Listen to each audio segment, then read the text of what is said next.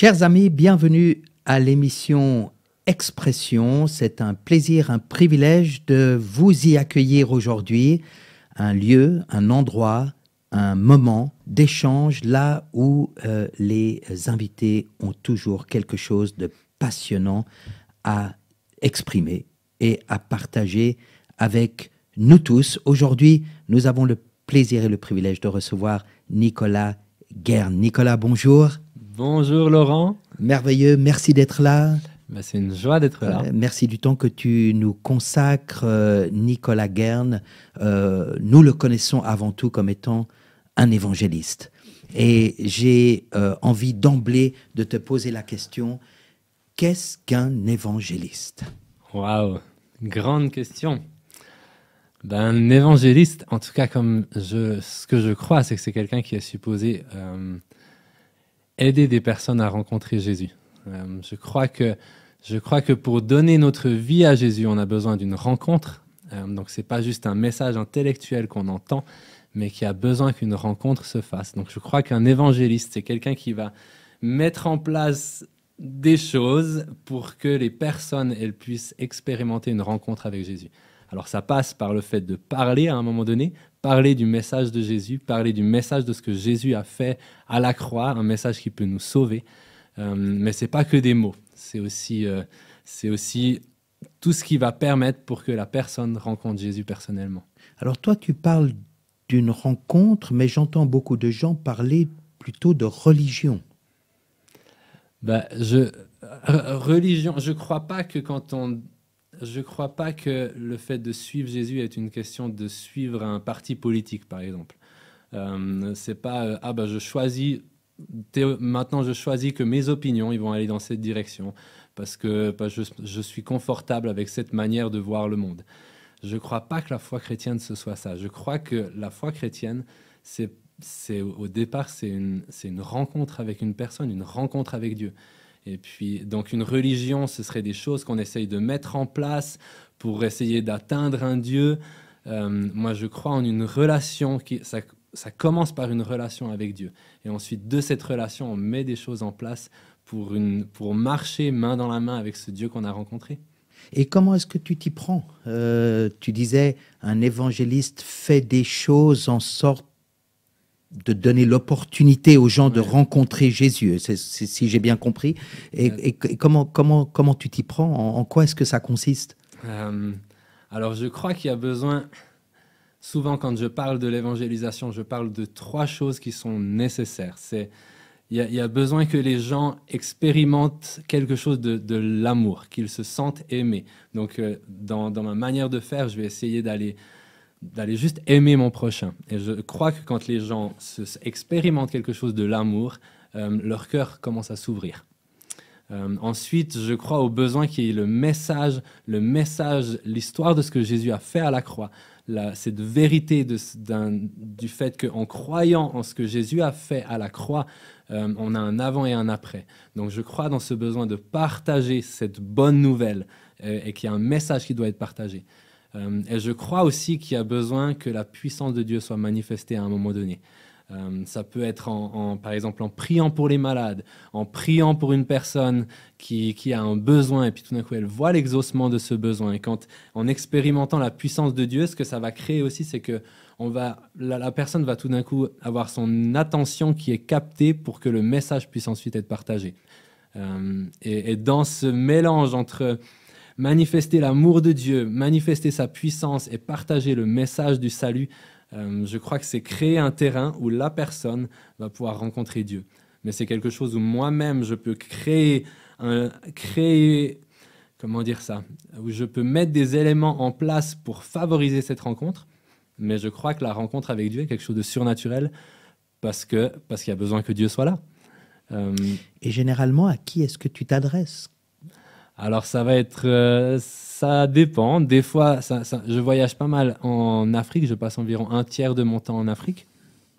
Quand j'y suis, je suis régulièrement à aller dans des villages, témoigner de Jésus, faire de l'évangélisation là-bas.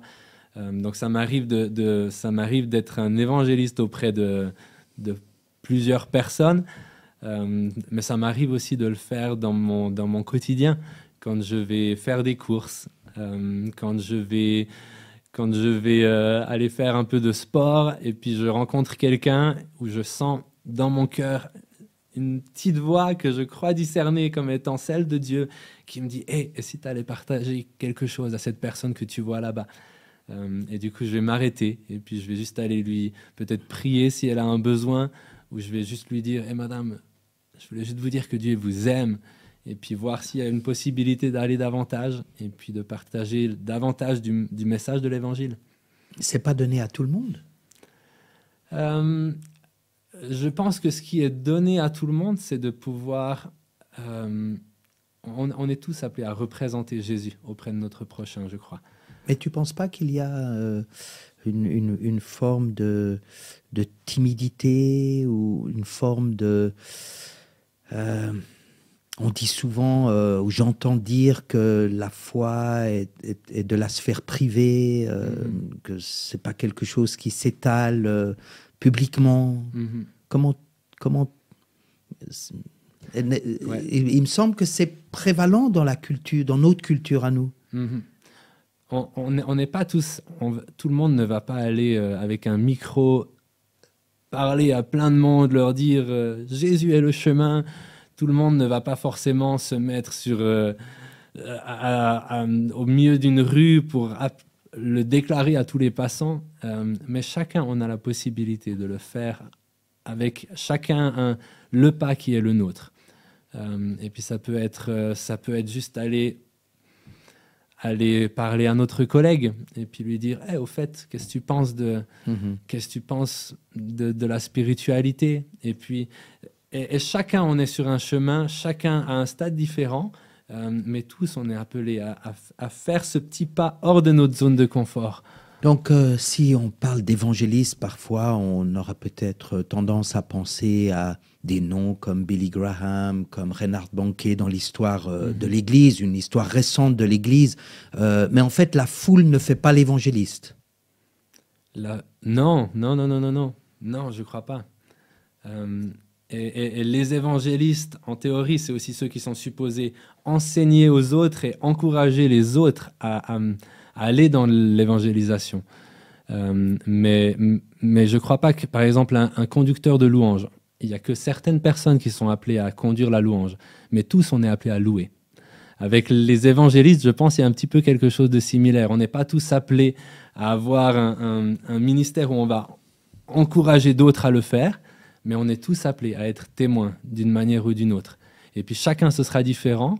Et puis peut-être ce sera des toutes petites semences qui sont partagées autour de nous, mais tous, on a une part là-dedans.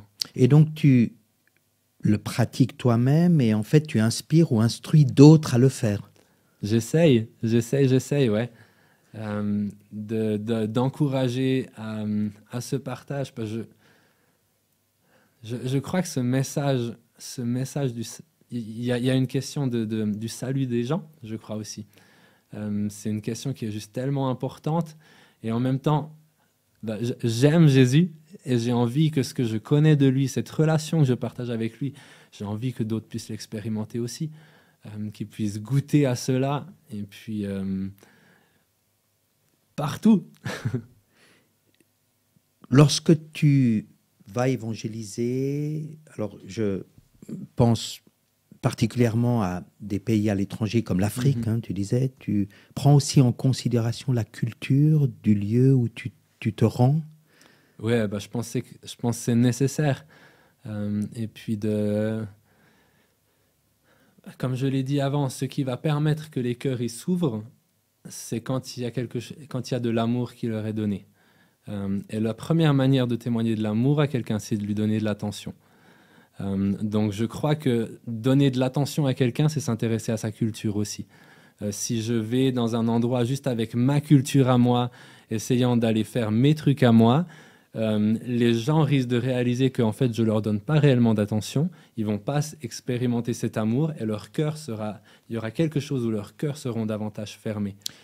Donc tu vas et en même temps j'ai envie de te poser cette question, d'où te vient ce ce désir, cet appel? Peut-être qu'on peut parler d'une vocation. D'où cela me vient? Ça fait depuis pas mal d'années, je crois, que c'est dans mon cœur. Je me souviens d'aller partager, faire des formations à l'évangélisation quand j'avais 16 ans, je crois, les premières fois. Et puis, je crois que depuis bien longtemps, j'ai ce désir que des gens autour de moi puissent rencontrer Jésus personnellement. Et en même temps, parfois, je me dis, mais est-ce que je suis vraiment pleinement un évangéliste? Parce que par moment, pour moi, c'est défiant également.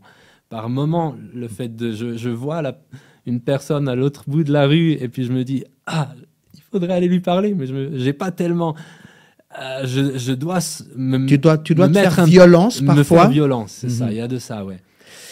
Nicolas Guerne, un évangéliste, un homme qui porte l'amour de Dieu.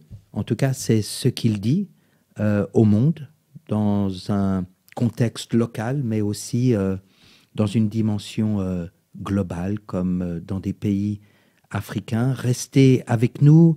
Nous allons apprendre plus de la part de Nicolas Guerne, mais tout de suite maintenant, un moment de louange, d'adoration, c'est aussi un type d'expression.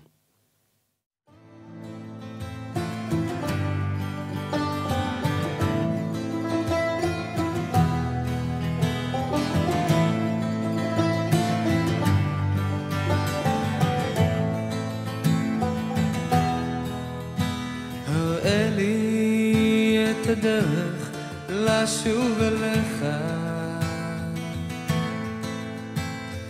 גם אם קשה תהיה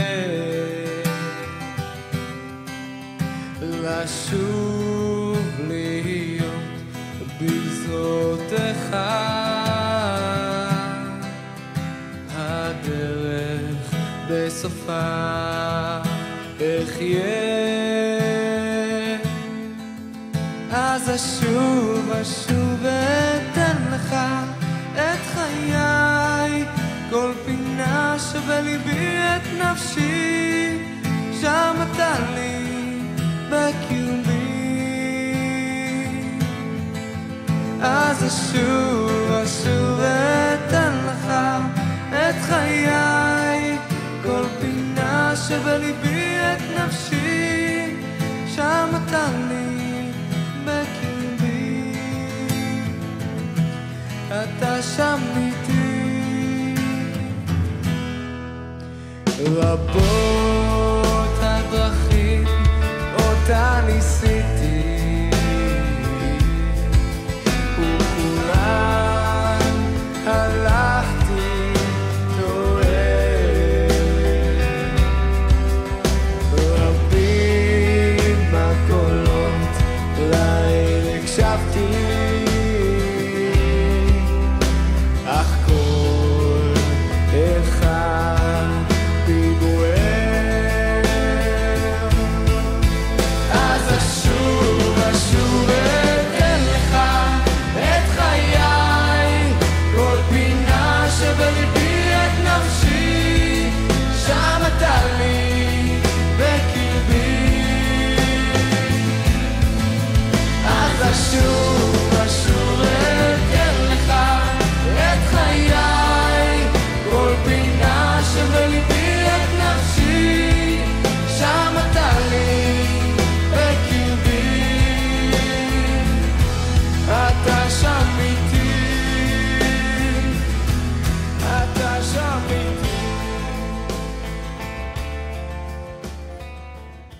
L'émission Expression avec Nicolas Guerne, un évangéliste qui porte la parole de Dieu, qui s'avère être également un écrivain, qui a écrit un ouvrage qui s'intitule « Lève les yeux ».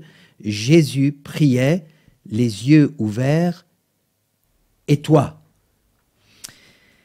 Nicolas, ce titre est quelque peu provocateur, parce que j'ai toujours vu finalement les gens fermer leurs yeux lorsqu'ils priaient. Mhm.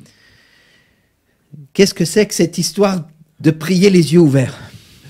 Bah, c'est quelque chose en fait qui est né alors que je lisais la parole et que ça m'a surpris en fait. Bah, je me disais mais moi aussi en général je prie plutôt les yeux fermés et j'ai appris à le faire et de réaliser que dans les évangiles en fait à plusieurs reprises il est dit que Jésus au moment de prier avait les yeux ouverts et il les lève vers le ciel. Et je me suis dit mais pourquoi Jésus faisait ça? Et puis, qu'est-ce que ça a m'enseigné? Si Jésus l'a fait, je crois, on peut le voir à 6 reprises dans les évangiles, est-ce qu'il y aurait quelque chose à apprendre de cela aussi pour ma vie de prière à moi? Je crois que Jésus est un exemple formidable d'homme qui priait et qui a à s'inspirer de lui. Et je me suis dit, mais dans ce petit aspect, est-ce qu'il y aurait quelque chose que j'aurais à apprendre de cela? Alors, je suis pas, au travers de cela, je remets pas en question le fait que par moments, c'est bien de fermer les yeux. Parce que quand on ferme les yeux, ça permet qu'on se concentre plus aussi et puis qu'on soit peut-être pas dispersé. Donc, j'ai pas de problème avec cela. Mais je suis interpellé par le fait que Jésus, à plusieurs reprises, fonctionnait différemment. Et je me dis, qu'y a-t-il à apprendre de cela? Oui, alors il doit y avoir une raison qui m'échappe.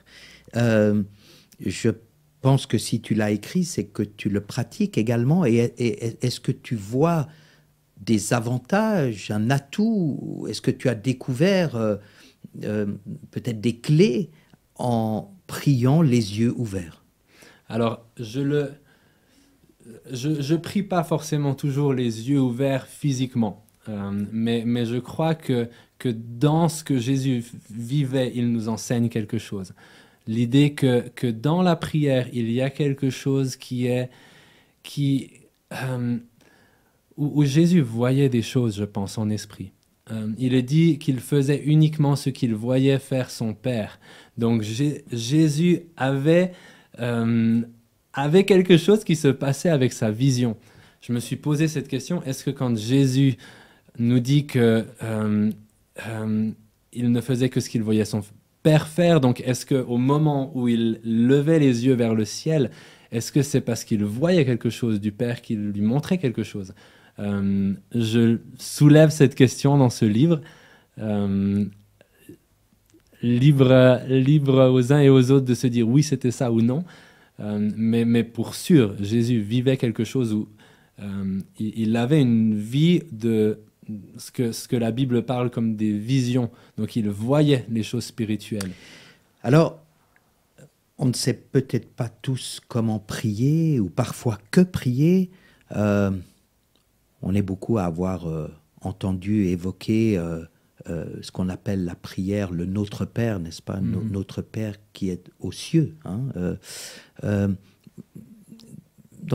Donc je comprends de ce que tu dis. Bon, Jésus lève les yeux au ciel ou Notre Père qui est aux cieux. Quand on parle du ciel, des cieux, en fait, la Bible se réfère à quoi? Elle se réfère aux étoiles, aux nuages, à l'atmosphère dans laquelle on vit, aux astres, à la lune, au soleil. C'est ce lieu où Dieu est sur son trône en ce moment. On peut le voir à différents moments dans la Bible où on a des aperçus de ce qui se passe dans cet endroit qu'est le ciel. Il est dit qu'il y a Dieu qui a un trône, on le voit dans Apocalypse 4, 5, un trône avec des anges par milliers autour de lui qui sont en train de le louer. Donc il y a cet endroit que l'on décrit comme le ciel, et cet endroit pour autant n'est pas si éloigné.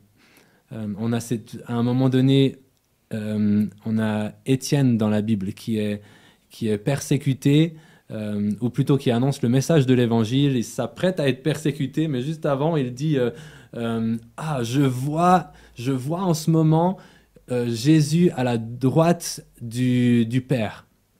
Donc à ce moment-là, ce qui se passe, c'est que Étienne était capable de voir avec ses yeux physiques tout d'un coup dans ce monde spirituel du ciel. Donc tout d'un coup, pour Étienne, c'est comme si cette réalité du ciel, elle est devenue tout proche de lui. Donc je crois que c'est un lieu spirituel, mais qui est pas loin de nous. tu nous défies dans notre pensée cartésienne. J'ai presque envie de dire celui des cinq sens, où on veut pouvoir, pouvoir se rendre compte de la tangibilité des choses pour peut-être y croire. Et là, en fait, j'ai l'impression que tu nous parles d'un autre monde. Il y a de ça, je pense, ouais. Mais la prière, il y a quelque chose de ça également. La prière, c'est pas juste réciter des choses, moi, à un Dieu qui est lointain. La prière parle d'une rencontre avec Jésus, parle d'un cœur à cœur. J'en parlerai dans le message ensuite, de quand Moïse parlait avec Dieu face à face, comme avec un ami. Et ça, c'est accessible pour nous. Ce qui se passe, c'est quand tout d'un coup, on parle face à face avec Dieu comme avec un ami, tout d'un coup, c'est comme si le ciel, il s'approche de moi. Et que je suis en communication avec lui. Il est dit, Dieu est esprit, et il faut que ceux qui l'adorent en esprit et en vérité. Donc il y a quelque chose dans la dimension de la prière, il y a quelque chose qui se vit en esprit aussi. Mais qui ne se voit pas forcément de cet organe naturel qu'est l'œil, qui est d'ailleurs un organe absolument extraordinaire. C'est ça. Mais ça veut dire qu'il y a d'autres yeux à quelque part. Je crois en cela, ouais. Je crois que dans le livre, je parle du fait que quand à un moment donné, j'entendais des gens qui me disaient « Ah, Dieu me donne telle image » ou Dieu m'a montré telle chose. Et souvent, je pensais qu'ils voyaient ces choses avec leurs yeux physiques. Des gens qui disaient, par exemple, « Ah, j'ai vu un ange à tel moment. » Et je pensais qu'ils le voyaient avec leurs yeux physiques, les mêmes que je vois que tu possèdes là. Et c'est arrivé que ce soit le cas. Mais bien souvent, en fait, ce à quoi ils faisaient référence, c'est à une vision qu'ils voyaient avec leurs yeux à l'intérieur. Si maintenant même, je te disais, imagine-toi un bateau sur un lac. Immédiatement, à l'intérieur, dans ton imagination, tu verrais ce bateau sur un lac. Et c'est comme si tu le verrais sur cet écran à l'intérieur. Cet écran à l'intérieur, c'est comme ses yeux intérieurs. Et c'est bien souvent sur cet écran intérieur, avec ses yeux intérieurs, que l'on va voir des choses que Dieu nous montre. Est-ce que c'est quelque chose qui s'apprend ? Il y a quelque chose qui s'apprend, je crois, oui. Il y a quelque chose qui s'apprend et il y a quelque chose qui se reçoit aussi, je crois. Parce que c'est pas juste, ça s'apprend pas juste comme j'ai besoin d'apprendre à faire de la guitare, donc je vais beaucoup m'entraîner et puis après je vais savoir faire de la guitare. Il y a quelque chose de l'apprentissage, mais il y a quelque chose aussi où en fait c'est quelque chose dont on dépend de Dieu pour cela. Et puis où ce qu'il y a besoin, c'est d'avoir une faim et une soif de pouvoir voir davantage Dieu, voir davantage le monde spirituel. Et Dieu, il répond à notre faim, il répond à notre soif. Au début de ma vie chrétienne, je vivais rien de tout ça. J'entendais des gens qui disaient des expériences qu'ils avaient eues, de visions ou de choses comme ça. Et pour moi, c'était complètement étranger à moi. Je stressais dans des temps d'écoute de Dieu. Quand quelqu'un disait « Ah, c'est possible d'écouter Dieu, on va prendre un temps pour l'écouter. » Et moi, je me disais « Mais moi, c'est pas possible pour moi d'entendre quoi que ce soit. » Mais dans mon cœur, il y avait cette soif et cette faim de ne pas en rester là. Et puis cette faim et cette soif et la grâce de Dieu m'ont amené petit à petit à pouvoir entendre Dieu et à avoir mes yeux spirituels, mes yeux intérieurs plutôt, qui voient des choses que Dieu me montre et qui sont une bénédiction pour des gens ensuite. Donc tu nous parles notamment de notre regard vers Dieu, mais tu nous parles aussi dans ce livre du regard de Dieu vers nous. On n'a pas le temps d'en parler davantage aujourd'hui, mais les gens peuvent se procurer ce livre ? Ils peuvent se le procurer, oui. C'est un livre que j'offre, donc cadeau s'ils le veulent. C'est un livre qu'ils peuvent se procurer sur un site qui s'appelle nico-mission.ch. Et puis, les infos leur seront données, comment ils peuvent se le procurer, soit soit en papier, soit en PDF. Lève les yeux. Jésus priait les yeux ouverts. Et toi, voilà un ouvrage que je souhaite vous recommander et que vous pouvez obtenir gratuitement sur nico.mission, nico-mission.ch. En attendant, Nicolas, tu vas prêcher maintenant. Et donc, je vous invite à rester avec nous, un moment de louange et d'adoration. Nicolas Guerne va se déplacer sur un autre plateau et nous apporter un message de l'Évangile, quoi de plus naturel de la part d'un évangéliste. Restez avec nous.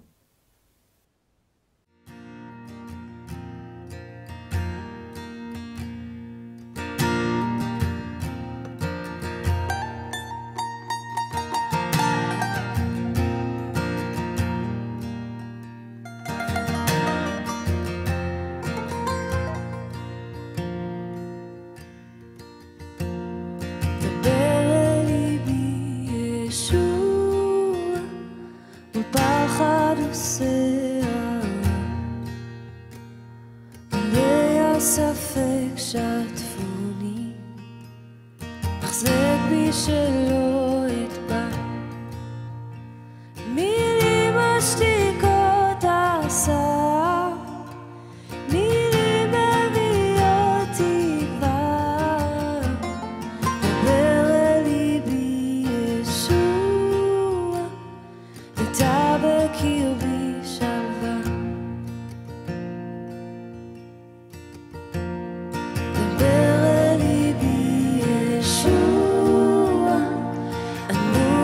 בצל כנפך,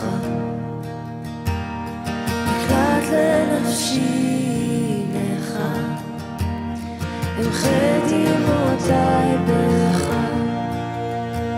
מילים מרפאות הצער, מילים של חמלה ברחוב, דבר אל ליבי ישוע, לקרבתך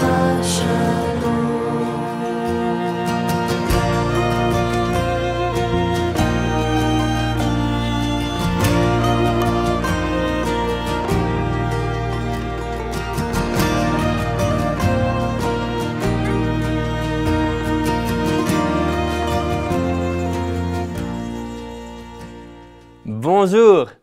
En cet instant même, Dieu est en train de chercher sur cette terre des hommes et des femmes qui vont accepter d'être ses amis. Qu'est-ce que c'est qu'être ami de Dieu?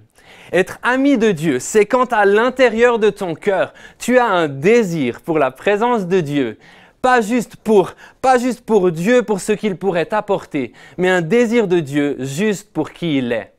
Tout comme des amis passent du temps ensemble, pas juste pour ce que mon ami va pouvoir m'apporter à moi personnellement, mais je passe du temps avec des amis juste parce que je les apprécie eux. Et Dieu recherche en ce moment même des hommes et des femmes qui vont accepter, qui vont avoir ce désir dans leur cœur d'être des amis à lui, d'être ses amis. Et j'aimerais vous inviter dans un passage qui se trouve dans Exode 33, qui nous parle de la vie de Moïse. Moïse qui était un homme qui était ami de Dieu. Il nous est parlé dans ce passage d'une tente qui était le lieu de rencontre, où Moïse avait l'habitude de passer du temps avec Dieu. Dans cette tente qui était dans le désert, dans la période où le peuple d'Israël était dans le désert, dans cette tente, il y a une amitié qui a grandi entre Moïse et son Dieu. Et on va aller découvrir cela pour que ça nous inspire nos cœurs aussi dans cette amitié avec Dieu. Exode 33, le verset 7, c'est parti. Moïse prit la tente et la dressa à l'extérieur du camp, à une certaine distance. Il l'appela tente de la rencontre. Tous ceux qui consultaient l'Éternel allaient vers la tente de la rencontre à l'extérieur du camp. Lorsque Moïse se rendait à cette tente, tout le peuple se levait. Chacun se tenait à l'entrée de sa tente et le suivait des yeux jusqu'à ce qu'il ait pénétré dans la tente. Lorsque Moïse avait pénétré dans la tente, la colonne de nuée descendait et s'arrêtait à l'entrée de la tente et l'Éternel parlait avec Moïse. Tout le peuple voyait la colonne de nuée s'arrêter à l'entrée de la tente et tout le peuple se levait, adorait, chacun à l'entrée de sa tente. L'Éternel parlait avec Moïse face à face, comme un homme parle à son ami. Puis Moïse retournait au camp, tandis que son jeune assistant, Josué, fils de Nun, ne sortait pas de la tente. Ce texte, j'y suis revenu déjà tellement de fois dans ma vie, avec une prière, un désir, en disant à Dieu, mais je veux pas juste le lire et connaître cette histoire, j'ai envie de l'expérimenter, j'ai envie de la vivre. Ce que Moïse, Josué expérimentaient dans cette tente, je crois que c'est pour moi, combien de fois j'ai dit à Dieu, je veux vivre cela également. Et c'est ce que j'aimerais vous encourager aujourd'hui, à avoir cette prière dans votre cœur également, à vous dire, c'est pas qu'une histoire pour il y a quelques milliers d'années. C'est une histoire pour nous aujourd'hui, pour que l'on puisse également, nous, vivre ce que Moïse, ce que Josué vivait avec Dieu, une amitié avec lui. Dans ce passage, il y a quelque chose qui m'émerveille. C'est pas tellement ce qui se passait sur la terre, mais plutôt ce qui se passait dans le ciel.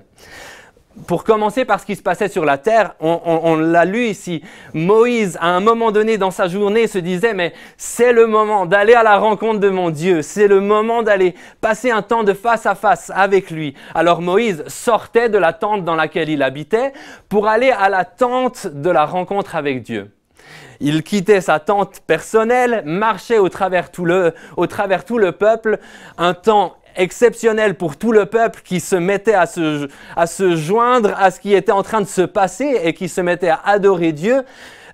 Et Moïse entrait dans la tente. Au moment où Moïse entrait dans la tente, il est dit que une colonne descendait du ciel et venait à l'entrée de la tente. Qu'est-ce que ça veut dire? Ça veut dire qu'au moment où Moïse entrait dans la tente, Dieu entrait dans la tente également. Et en lisant cette histoire, je m'imagine, comme je vous le disais, ce qui se passait dans le ciel à cet instant.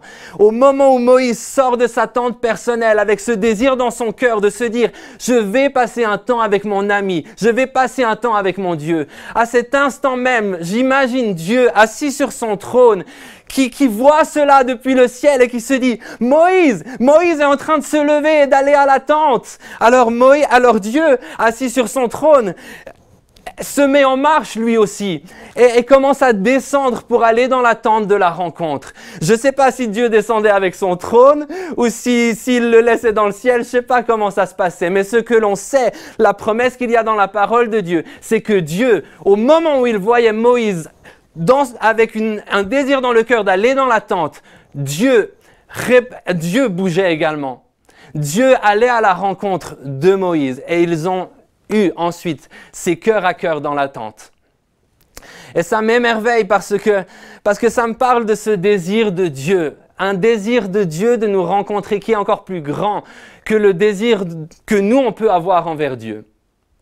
D'ailleurs, je crois même que quand nous, on a un peu de désir dans notre cœur pour Dieu, je crois que ce qui se passe en réalité, c'est que Dieu prend à l'intérieur de son cœur à lui, dans son désir qu'il a pour nous, il prend un peu de ce feu de désir qui est dans son cœur pour les humains, dans son cœur pour toi, dans son cœur pour moi. Il prend de ce feu qui est là, de ce feu de désir, et il le communique dans notre cœur. Et le désir que l'on peut expérimenter de Dieu est en réalité seulement un petit peu du désir de Dieu envers nous. Ce qui est formidable dans ce passage, cette histoire au sujet de Moïse, c'est que c'est pour nous également aujourd'hui.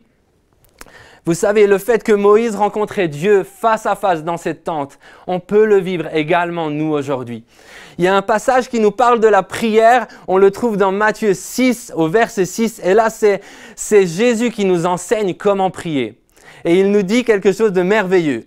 Je vous le lis, qui parle de la prière. Mais toi, quand tu pries, entre dans ta chambre, ferme ta porte et prie ton Père qui est là dans le lieu secret. Et ton Père qui voit dans le secret te le rendra ouvertement. Qu'est-ce que ça veut dire? Ça veut dire Quand nous, on va dans ce lieu de prière, quand on ferme notre porte pour rencontrer Dieu, tout comme Moïse rencontrait Dieu dans la tente, quand nous, on le rencontre dans notre chambre, il nous est promis ici que Dieu est là. Qu'est-ce que ça veut dire? Ça veut dire que Dieu, de la même manière dont il descendait de son trône pour aller rencontrer Moïse, descend de son trône pour aller nous rencontrer, nous, dans nos temps de prière. Dieu est là pour de vrai. Peut-être que tu le sens, peut-être pas, mais tu as cette promesse qu'il est là pour de vrai. Dieu se tient là avec toi quand tu te tiens dans cette prière avec lui. Il y a quelque chose d'intéressant par rapport à ce verset. Il est dit « Entre dans ta chambre quand tu pries et ferme la porte ». Vous savez, au moment où Jésus a déclaré cela, les maisons en Israël n'étaient pas comme les maisons dans pas mal d'endroits en Occident aujourd'hui où il y a plusieurs pièces dans la maison, des portes à chaque chambre. C'était pas comme ça. Probablement que la maison dont il parlait était une maison où il y a juste une pièce et du coup, la seule petite chambre supplémentaire que la pièce principale, la seule petite chambre qu'il y avait avec une porte était probablement le garde-manger. Donc probablement que ici, quand Jésus parle d'entrer dans sa chambre, il fait référence à cette petite pièce qui était le garde-manger. Étonnant. Qu'est-ce que ça nous enseigne? En quelque sorte, cette petite chambre grande comme un garde-manger, il y avait quelque chose de particulier. C'était une pièce où tu ne pouvais pas y aller avec quelqu'un d'autre. Dans cette pièce, tu pouvais seulement y aller seul. Et Dieu, en quelque sorte, au travers de ce verset, nous dit, quand tu pries, entre dans ce lieu où tu seras seul avec moi. Dans ce lieu où il n'y aura personne d'autre que toi et moi. Et il nous promet que alors que l'on rentre dans ce lieu où nous nous retrouvons seuls avec lui, lui sera là. Et je vous encourage, frères et sœurs, à investir du temps dans ce lieu où vous vous retrouvez seuls avec Dieu. Il y a quelque chose qui se passe dans cet endroit où vous vous retrouvez seuls avec Dieu, qui ne pourra pas se passer dans un autre endroit. Il n'y a pas de substitut au temps que tu passes seul avec Dieu. Et j'aimerais terminer ce temps en priant pour une nouvelle intensité dans votre amitié avec Dieu. Et si c'est ton cœur de vivre cela, je t'invite juste à mettre la main sur ton cœur et à prier ceci avec moi. Jésus, je te prie, renouvelle ma vie d'intimité avec toi. Jésus, je veux te connaître comme Moïse t'a connu. Je veux être ton ami. Et je veux faire de l'intimité avec toi ma priorité. Aide-moi à croire que quand je passe du temps avec toi, tu es là pour de vrai. Amen. Soyez bénis. אתה גיבור לעולם אדוני, מחייב בנעימתה. אתה גיבור לעולם אדוני, רב להושיע.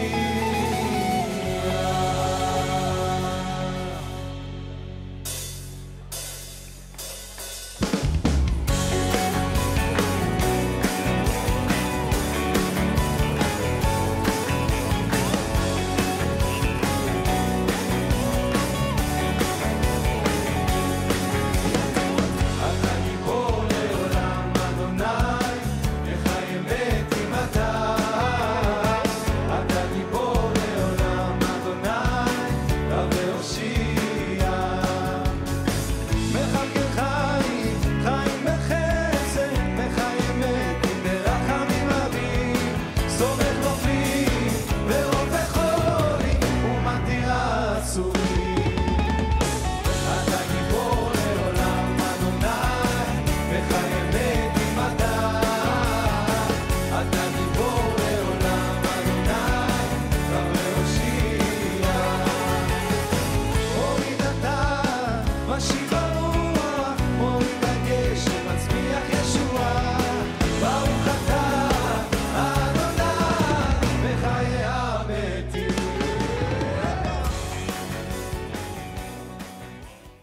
Nous continuons dans l'émission Expression avec Nicolas Guerne qui vient de nous partager un message de l'Évangile, d'une bonne nouvelle. Il s'agit de l'amitié avec Dieu.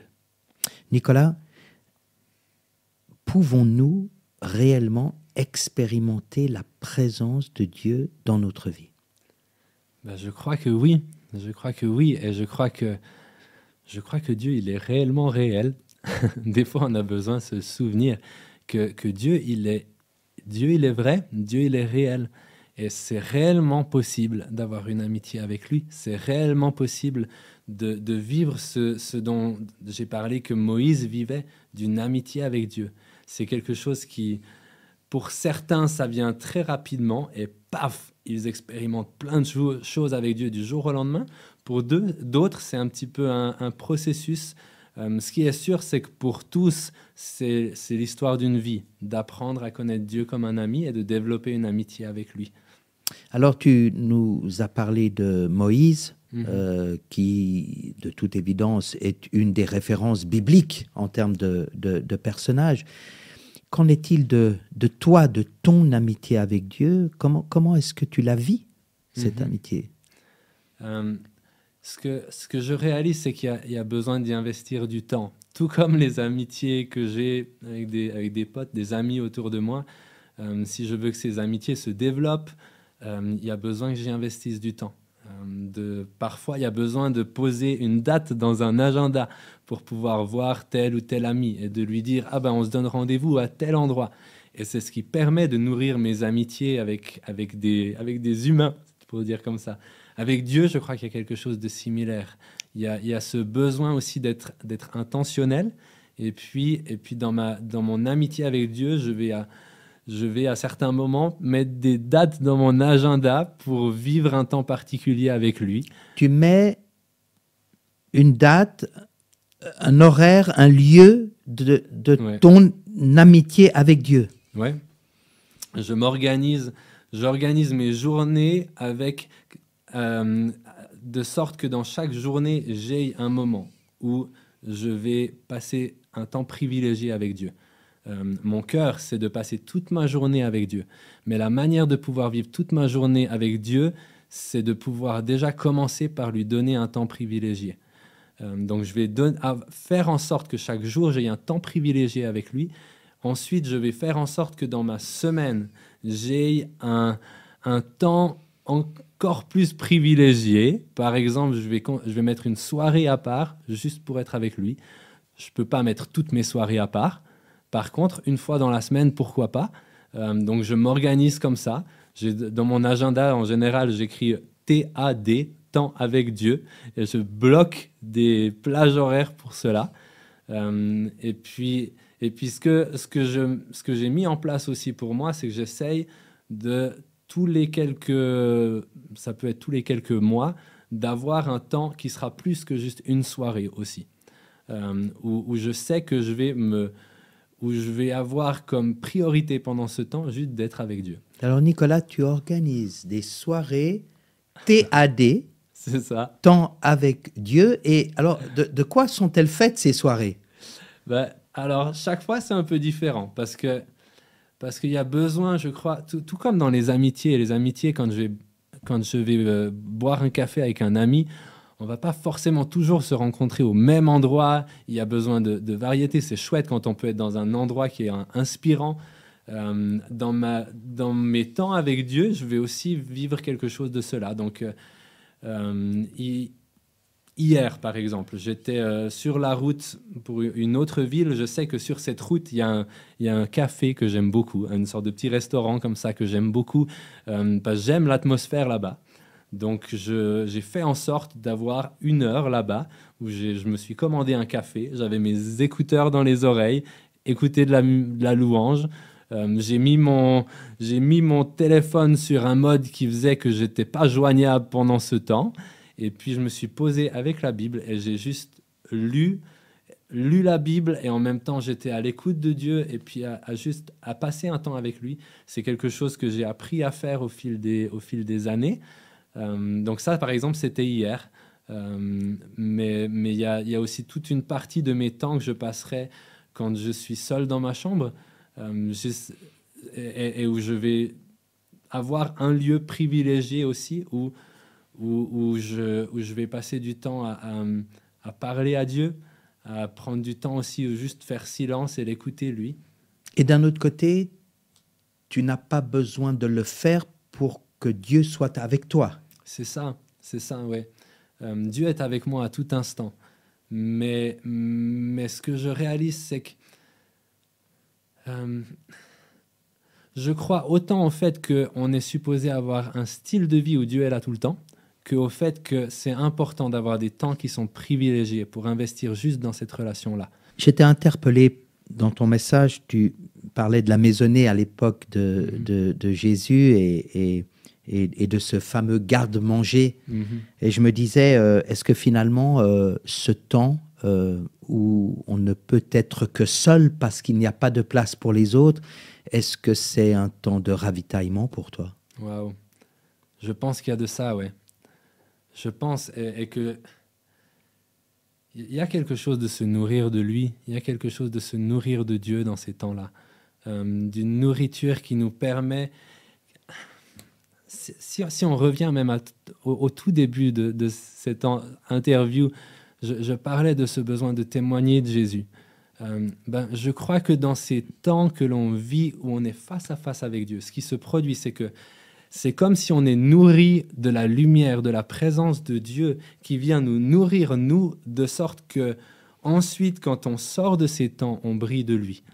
Bon, Nicolas, on n'a pas tous ce que tu as, mais certains d'entre nous aimerions avoir, recevoir, vivre ce que tu vis, une amitié avec Dieu, c'est absolument extraordinaire. Tu as quelques conseils à nous laisser dans ce que nous pouvons entreprendre. Comment vivre cette amitié? Il y a quelque chose un besoin de se retrouver seul avec Dieu. Et ce qui moi m'aide, c'est de me retrouver seul avec Dieu dans des moments qui sont agréables pour moi. C'est-à-dire que j'aime marcher dans la nature. Donc, ça m'arrive de mettre un temps à part pour aller me balader dans la nature.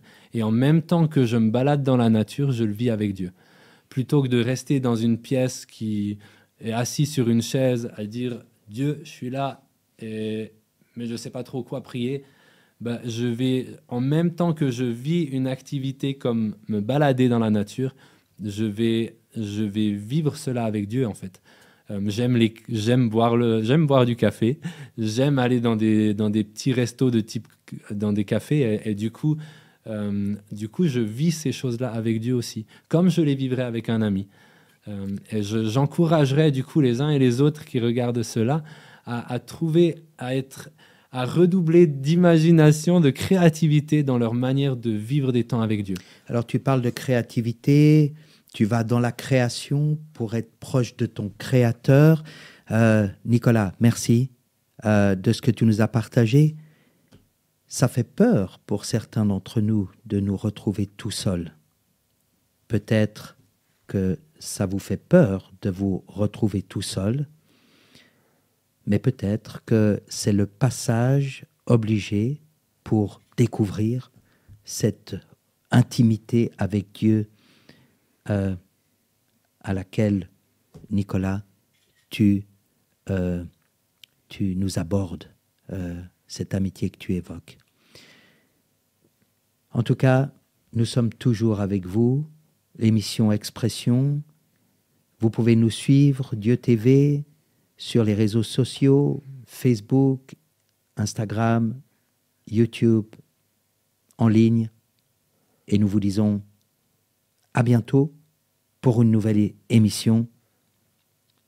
On a toujours quelque chose de passionnant à partager.